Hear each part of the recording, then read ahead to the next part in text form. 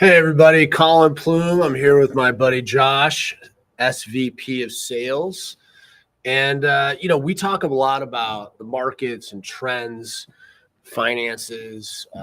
Last week we talked about Liberation Day and what's happening there and the effects on the economy. But sometimes we catch a story, and also we want to get back to some of the things that we do. And we focus on bullion, coins, and bars. That's what we do. IRAs. That's our bread and butter. But we also have rare coin experts, people that own rare coins, that are into it. And when we say rare coins, there's a difference, right, Josh? I mean, like, absolutely. What we're going to talk about today, we're going to talk about this buried treasure situation, this unbelievable story. But talk about what some of the companies say are rare coins and what are actually rare coins. Sure. Yeah. There's kind of a misnomer out there where there's these mints, usually the Royal Canadian Mint, that makes these kind of odd coins like polar bear coins or Arctic monkey coins, and they make them in limited amounts, and they sell them as these very rare special coins, when in fact they're not special or rare at all. If we're talking about real numismatic coins, real coins that hold their value over time, we're talking about the older pre-1933 gold coins. This is a perfect example right here. The old $20 bills, the old $10 bills, right? 100 years ago, they weren't paper money. It was a half ounce of gold was a $10 bill, and just under a 1 ounce gold coin was a $20 bill. So those are the real numismatic coins that investors should be focusing on, not the newly minted bullion coins that they make nowadays. Yeah, and they typically will sell, they'll be like a strange size. Yes, right? It'll be like 1.5 ounce of silver, quarter ounce of silver, sizes that aren't normal. Yes. And these are the coins that you do want to be careful of. Now, even buying numismatics, like what we're going to talk about today, this also you want to be careful, because there are stuff that's out there that just doesn't really have much value or that much desire to it. But then you hear about things that actually have rarity. But yeah, let's just go through. We have a few things here that we got, and then we'll talk about this coin collection, this $100 million coin collection. So I just pulled out a few things that we've sold and we've had, and what we got here is, this is a cool story. This is the Carson City Morgan dollar, and tell us about Josh. Tell us about how this kind of came about. This coin, for investors. This is a really cool story, real cool piece of American history here. So the Carson City Mint was only making coins for a few years, and most of the coins that they made were never actually put into circulation. So they sat in big bags, big coin bags in the vault at the mint. And when they shut the mint down and they stopped using these silver coins as money, they had a huge hoard of them, and they decided to sell them to the public. This was back in the early 70s, and they were basically an ad in the back of a newspaper where the mint was selling these directly to the public. And these coins were 100 years. Yes. 80, 90-year-old coins. That's right? Exactly and right. So basically what happened was, in the early 70s, they realized that they still had this silver that they didn't know about. Yes. And it never made it out of the vaults. That's correct. And so they decided to put them in these, grade them and put them in these unbelievable cases. So they're in unbelievable condition, and they come with a certificate of authenticity. And it actually has Nixon, a quote from Nixon on the top here. And these we have available. Yes, absolutely. And very desirable. And you were saying, how much were these, like 10 years ago? Yeah. I mean, when I started here almost 10 years ago, they were $100, maybe $200 each. And now we're looking at $400, maybe $500, depending on the year, depending on the grade. So it's a cool piece of history. And the Carson City Mint, and this time period when these coins came back, this was like the Wild Wild West, right? I mean, this was like every Western movie. So it's like owning a piece of history, but it's in unbelievable condition, which is important. Condition matters when you're buying rare coins. So this is a really cool. So I would say this is kind of a starter like place for silver for someone to get into. And this is a very popular, Morgan dollar is a very popular coin. Absolutely, one of my favorites, one of the best designs I think we've ever made. Yeah, so this is something that's available for people, is the Morgan dollar here. So we have that, and then let's go to some of the gold coins that you have there. Yes. Yeah, so these are very neat as well. So as I was referring to earlier, the old $20, 100 years ago, if you had a $20 bill, it wasn't a $20 bill. It was a 1 ounce gold coin. Okay, that says $20 on it. And part of the reason why people started using paper money, right, is because they got people to use certificates that were redeemable in gold. So 100 years ago, I could have a gold certificate that I would bring into any bank, and the bank would hand me one of these, right? And that's how they kept everybody honest. And the price of gold didn't fluctuate. It didn't go up from, it was pegged at $20 an ounce from 1776 to 1933. It was the exact same amount per ounce. So we made these gold coins for the entire duration of that time. And a lot of them were melted down and maybe or maybe not put into Fort Knox, right? Nobody really knows. But the Patriots at the time held on to these, right? I mean, real Americans held on to their gold coins because they knew exactly what was going to happen once the government took them away, right? The prices were going to skyrocket. Mm-hmm. Right? And that's what we're going to talk about a little bit later with the person who had the gold hoard that's been collecting gold coins since World War I.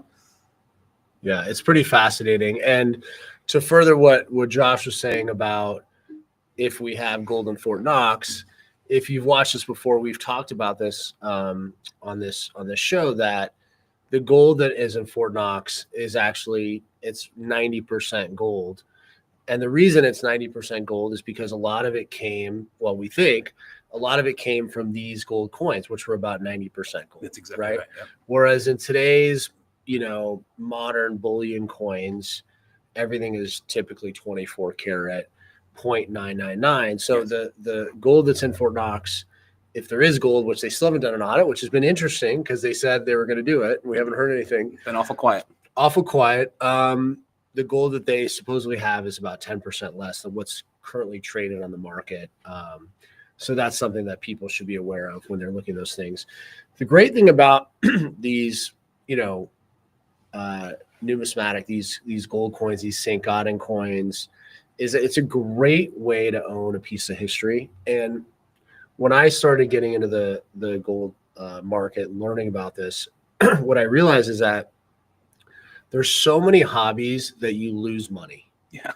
Right. There's so many. Look at watches, look at, all these shoe collections that people are selling. I've seen whiskey, baseball cards. There's all these things. And when I started going to the shows, you talk to these people that have been collecting for years and years, and they just say like, I'm collecting. Yes, I love these old coins and I love these stories.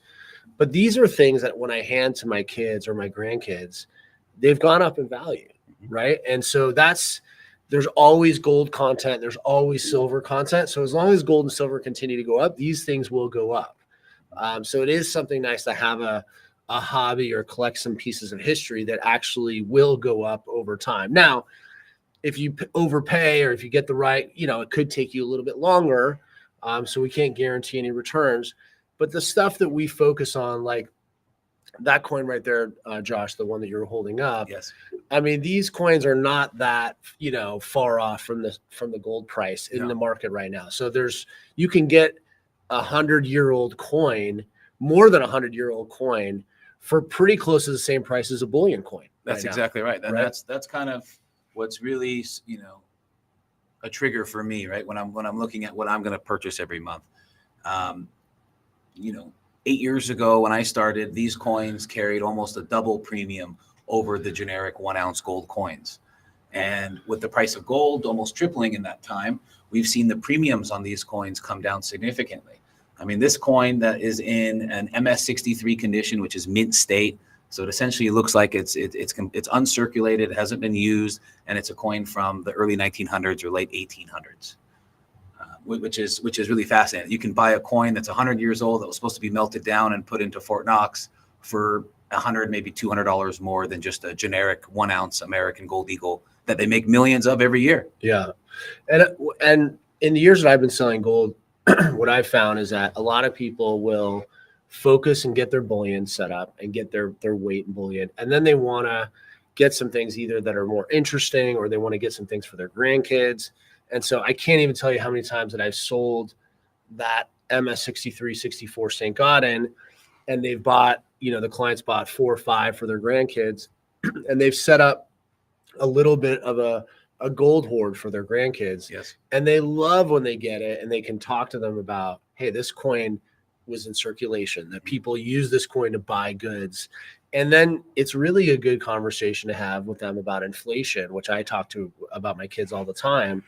I've been talking to them about it since they were, 5 years old, because I want them to understand the value of money. And when you look at these gold coins that were used in circulation over 100 years ago, and you can tell them a story that gold coin that's $20 you could go out to dinner with your family, that you could buy groceries, that you could do all of these things with $20 and maybe have a little change left over, their mind is blown. Because nowadays we go to the restaurant and it costs $150 to go to dinner as a family. And they're like, 100 years ago, $20, you could buy all those things.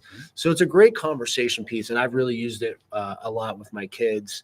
And obviously they're going to go up over time. But the reason we're here today is when you have a historic gold hoard, $100 million coin collection. I mean, how exciting is this? And the foresight for this gentleman to start collecting 15,000 coins. Unbelievable. That he started collecting right after 1929? Yeah, right after World War One. I mean, it's pretty remarkable. Right before they started confiscating gold in exactly 1933. Right. That's exactly right. He saw that, hey, you know what? I'm not going to turn my gold in. No. I'm going to keep it. And he started building this collection, this unbelievable collection. And I mean, great timing to release it now. Right. Yeah. I mean, it's I don't think it's by accident here. We're seeing gold, hitting all-time highs almost every day. And then this gentleman comes out with a huge, I mean, there's a lot of talk about gold and silver now. It's in the news now, right? It was kind of in a silent bull market here for the last 6 months. You didn't hear a lot about it, while gold's gone up, $600 or $800 in the last 6 months. Yeah. So we're starting to see it.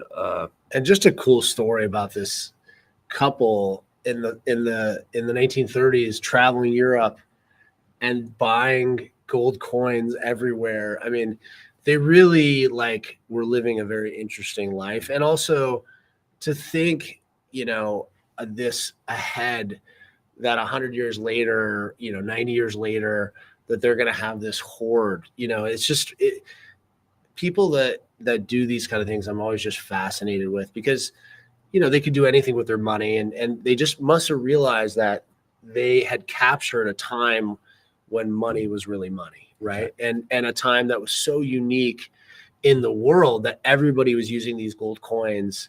And so I think it's pretty exciting to see this kind of hoard come to the market. I'm excited to see what kind of price they're going to get. 15,000 coins. And then he stored them in aluminum boxes, which were the perfect place, and buried them.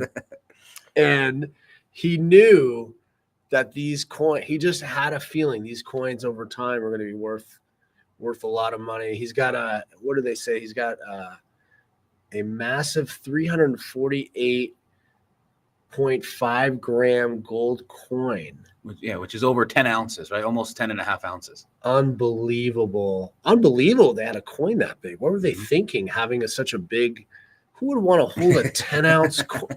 By the way, how would you make change with that when you showed up with that? Hey, I just want a sandwich. What are you gonna do here?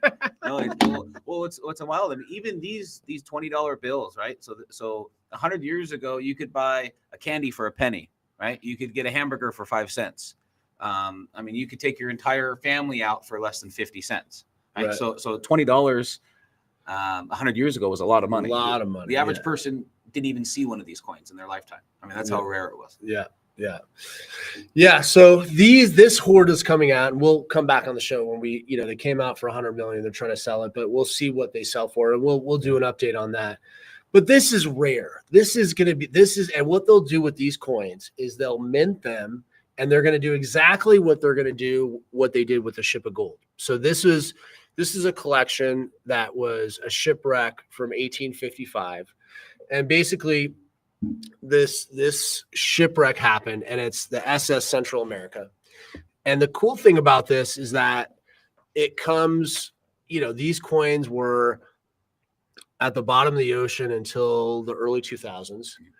And the amount of gold on this ship, there was so much gold and so much wealth on this ship that it actually, when ship went down, the stock market collapsed. Yep. Think about that. For years. We were in a recession for years after. Yeah. Yeah. There was so much gold on this ship, so much wealth. And then these, incredible expedition, they were able to find these coins. So this coin was at the bottom of the ocean for 160 years, and they found all these coins. And so this is rare. They have a famous numismatist that came in, and you get this certificate here that talks all about the coin. This comes with every box, and basically you get the gold coin, and then you get a little bit of gold dust that comes on. If you see in the bottom of that photo, there's some gold dust there. This is really rare because there was only so many coins on this ship, right? To what Josh was saying earlier with these modern bullion coins that they're pawning off, is that they're just coming up with gimmicks on these coins. They are bullion coins, and the demand isn't really there. There's no rarity to it. They can never make more of these coins, so there's always going to be a rarity to it. And so when you see these hordes that come out and you can buy them and sock them away, like, this gentleman, obviously was collecting for the last 80, 90 years. You can collect one of these coins, or the ship of gold coins. These are coins that actually have some real numismatic value. Absolutely. Yeah. And these coins especially have gone up dramatically in value since they came out. Yeah. Which is really neat. I mean, it's a cool thing to have a literal piece of American history in your hands. I mean, this ship sank in 1857, and it was recovered in about 120 years later. And then they preserved the coins, so they kind of cleaned them up, made them all nice, and they graded them, and they sold them to the public. Yeah, I bought this coin. I have the price when I bought it for $4,000. I think it's worth like $6,500 today. Yep. So we still do have. We have about 4 of these. If anybody's looking to acquire these, if you want to call us. Now, we will say, listen, the rare coin market is something you want to get your bullion first, right? You get your bullion, you get a good base in bullion. But then if you have extra capital and you want a piece of history, we have some of these available. They're limited, obviously. But yeah, I mean, these are some of the fun things that we do, but we really look at these things before we release it to our clients and say, like, does this really have some rarity to it? Is this going to be worth paying because you have to pay more, right? That's correct. Yeah. This is a $6,500 coin. That's, it's probably $500 or $600 worth of gold in it. Right. Yeah. It's not a ton of gold, but obviously the rarity is in the fact that it was the bottom of the ocean and it's got the certificate and the story behind it. So investors will pay more for that. So, but yeah, so we, at Nova Gold, we focus on bullion, coins, and bars. But there's opportunities in numismatics that could be of interest to clients. So we wanted to discuss that today. And obviously with this horde that came out, that's really, fun and interesting. Let's talk about fun gold things, that bizarre gold ideas. Let's go to the next one here.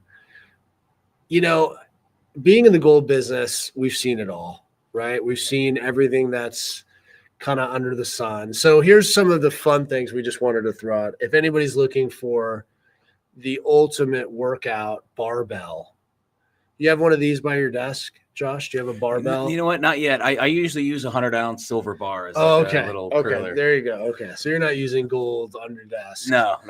Okay. So this is kind of a fun thing. What is this price?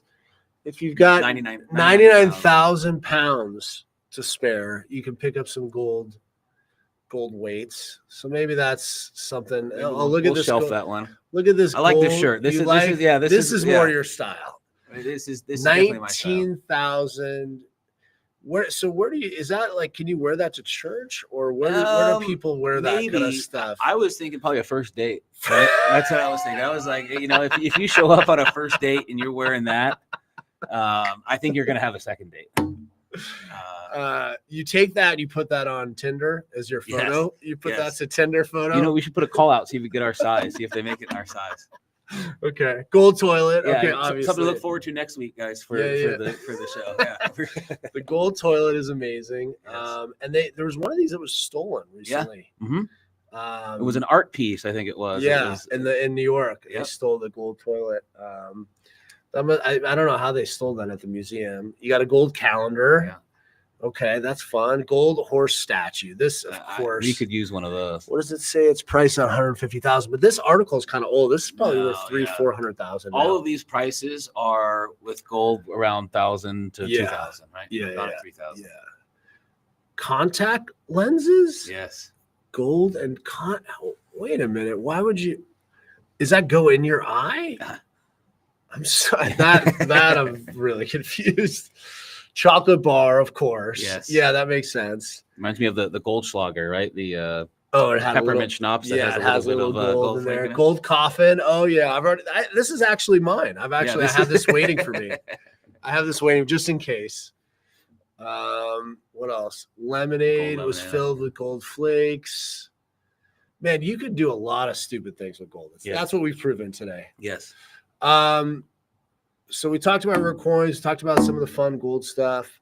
Let's dive into something a little serious here. Let's talk about what's going on with the housing market. I mean, groceries, gas, everything. I know, even with a new administration, fixing policies, keeping the economy in line will take time. I'm so glad we signed up for Noble Gold Investments Value Lock program. We tied our savings to gold. It's an asset that keeps pace with inflation. When prices go up, so does gold. So when we need our cash, the value's still there. Secure your savings with Noble Gold's Value Lock. Call 877-646-5347 or visit noblegoldinvestments.com. All right. So we're back on here with Micah, and we're going to go over a little bit of the commercial real estate market, see what's going on there.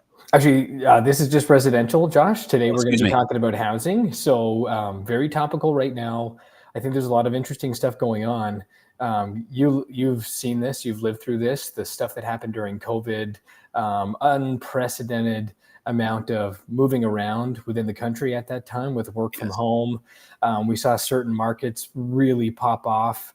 The real estate market really surged from, let's say, 2020 through till just last year. But what we're looking at in this chart is the overall national mortgage application index. Yes. It is Scary. pretty much the worst it's ever been. So you have to go back, quite a long time to have worse more mortgage application numbers. There are a few reasons for this. As you know, with COVID and all the money that was printed, we saw like 9% inflation. Everything that the Fed does is on a bit of a lag. So in order to now tamp down the inflation that they had created during the COVID mandates and the economic lockdowns, were to jack interest rates up to pretty much the highest and fastest that we've seen them in over 40 years. So we have now been cutting rates for the last 6 months or so, but we are still dealing with very expensive mortgages. So nationally and historically, rates at about 7-8% is where they've been the last couple of years. And this is something that Colin and I have talked about a lot, is that the Fed cutting or raising rates doesn't necessarily impact the bond market. It's the 10-year Treasury yield that impacts commercial lending rates, mortgages included. And so despite the cuts from the Fed, 50 basis points in September, another 25 basis points just last month, we still haven't really seen the 10-year yield come down. So mortgage rates remaining elevated is kind of forcing people to stay in the homes that they're in, or new prospective buyers are actually unable to enter the market. They just don't have enough income to get a mortgage big enough to buy the houses that they want to live in. And so this is a major indicator that housing prices, as I'll show you in the next few slides, housing prices are starting to come down in certain markets nationally, not quite yet, But let's just take a look at Florida, for example. Maybe we'll do a little zoom here if we can, just showing you the top 10 counties that have seen regional price cuts in Florida.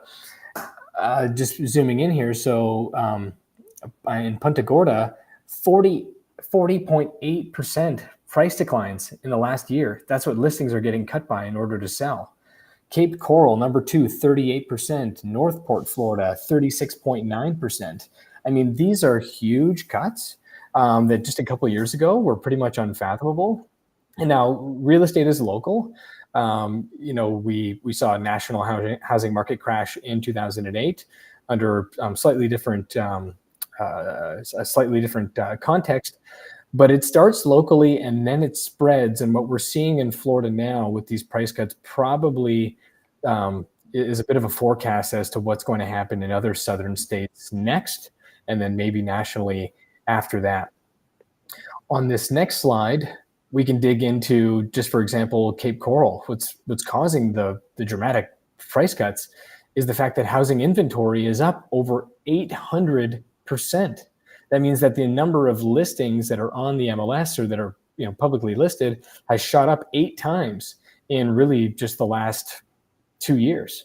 Yeah. And so obviously when you've got more supply with less demand, so lower mortgage applications and a lot more inventory, there's only really one way for that market to resolve itself, which is to the downside. And so this explains why we're seeing such dramatic price cuts in certain counties in Florida.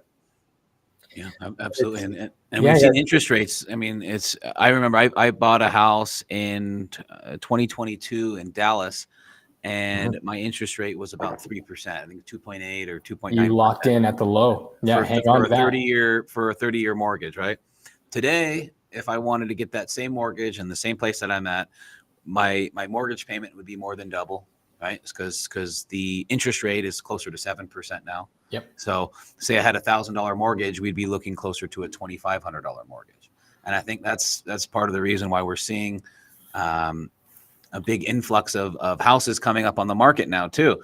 Is because people have been holding on to these houses for so long at these low rates, and now they're just drowning in it. So they have to let it go. Right. That's right. Yeah. Another interesting stat is right now with housing prices still remaining high at the national level because they rose during COVID. And of course, we're seeing local corrections now, but it's nationally, the average is still quite high.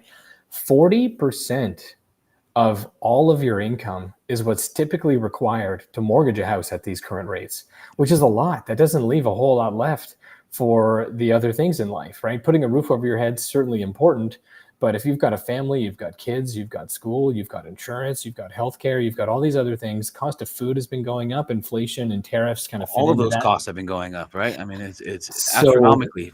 Consumers are getting squeezed on a number of fronts, and you can really see that higher interest rates for longer, which is really what the Fed's been saying, is now actually having these repercussions on the housing market. And so very high barrier to entry. Prices still on average pretty expensive. Too much of your total income is required to float the mortgage, and just a very low number of mortgage applications. Let's jump back to the deck just to cover a couple of more interesting. And one last note on that, Micah, here.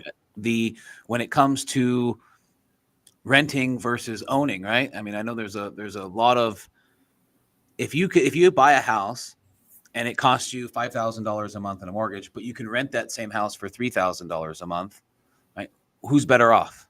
Exactly. And that's what we're seeing now, right? We're seeing the people able to rent a house for significantly cheaper than it is to buy it with interest rates where they are. Yeah. Which is why we've seen kind of a glut on the market with houses. There hasn't been a whole lot of houses for sale up until recently. Right. And that's kept the prices up, right? I mean, if in a recession, when in order for the house prices to fall, there has to be, stuff on the market, right? And if there's nothing on the market, the price is never going to fall. Right. Which is what we're seeing now. And during COVID, there was like almost no inventory. Now there's way too much inventory. So those price dynamics will work itself out. Yep. But this isn't just a Florida story. This next slide shows that. This is Miami. This is just one other Florida example. So we talked about other counties in Florida having 40% cuts in terms of their price, but even big metropolitan hubs where there's a lot of money, a lot of economic activity. Even Miami's seeing fairly significant price cuts just just under 25% in Miami housing. Let's go next. But I was saying it's not just a Florida story. We're seeing other interesting things in other housing markets. One of the things that's actually causing a similar correction in the Austin, Texas housing market is the actual net domestic migration flows. So they are at the lowest point ever. And that means people are moving into the state, people are moving out of the state, but we saw huge surges of domestic migration into Texas through COVID. And now we see it just tapering right off and people are leaving in droves. So that's another factor in the overall demand piece. If there's all these houses that are being listed and no one moving here to kind of soak up the inventory, you really have kind of a bad recipe here, and it really only leads to further housing price cuts. And interest rates have doubled in that time frame or tripled. So it's the mortgage payments are going to be astronomical. Exactly. For any of those homes. And not to mention, a lot of these houses are actually underwater. Like if you bought at the peak of 2022, you're basically looking at a 10, 15, 20% price reduction, and you can't necessarily get into a house for cheaper, right? Because mortgages on your next house are going to be higher, and then someone looking at that same house from you. So not only would you be left holding the bag on a bit of a loss on your property, but you can't necessarily relocate laterally into an equivalent home for less money in terms of your mortgage expense, your mortgage interest expense. Yeah, it's a double-edged sword. They get you coming and going. It really looks like a worst case scenario. Yeah, absolutely. So this next slide here just shows that in terms of home sales, just the average nationally, we are at a 14-year low. So it's just trending in the wrong direction. We haven't seen these levels since the pretty much 2008-9 global financial crisis time period. And so, of course, the housing market's a slower moving market. It's not like a stock that can just recover and drop kind of on a turn of a dime. These are slower moving markets. They're national markets. But this trend shows us that we're actually going into a housing bear market in terms of the actual number of transactions that are occurring.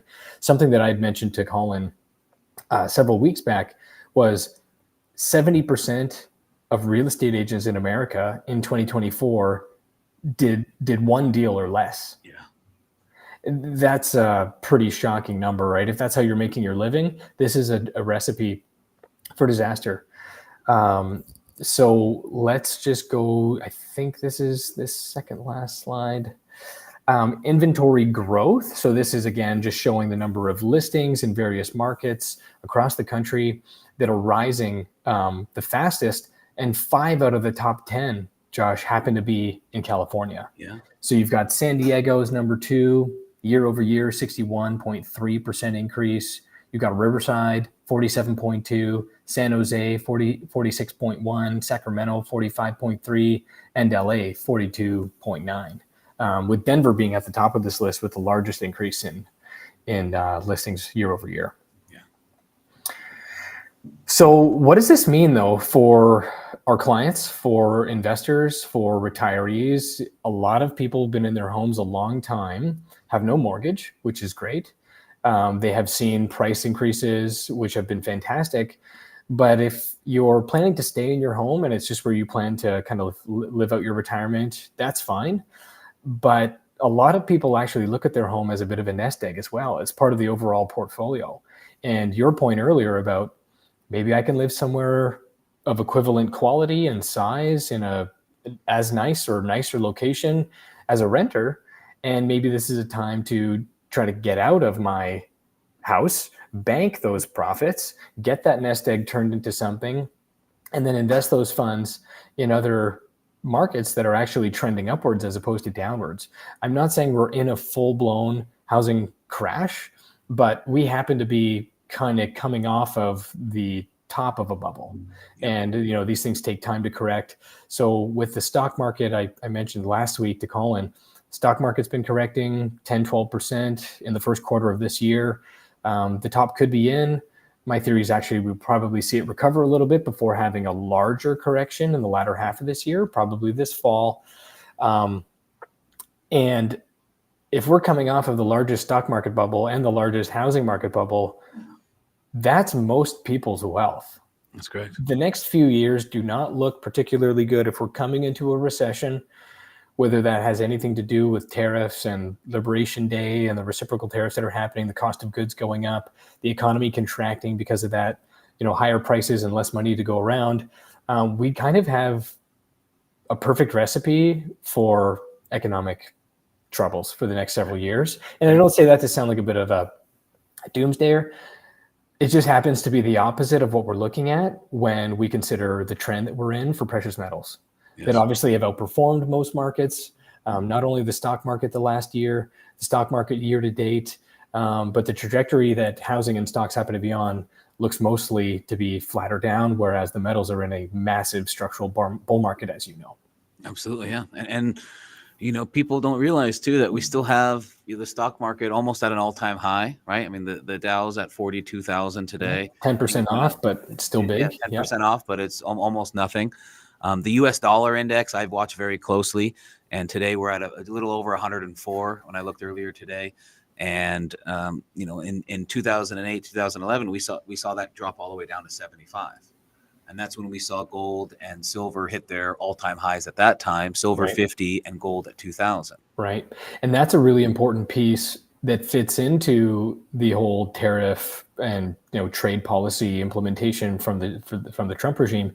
If we are focused on bringing back a ton of manufacturing and incentivizing production of U.S. products, we can't actually have any success in terms of exporting that product with such a high dollar. And it's baked into the cake that Trump needs a weaker dollar.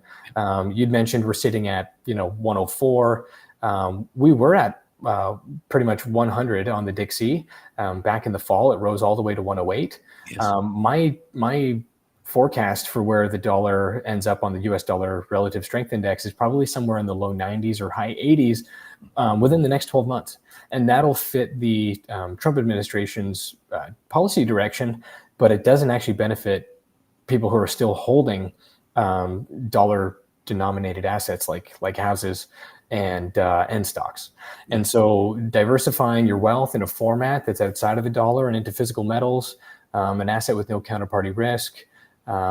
You're not holding dollars at that point. You're holding a physical asset. It's outside of the dollar. It's outside of the bank. It's outside of the financial system entirely. That's exactly right. So, this is yours, right? It's not zeros on a computer screen.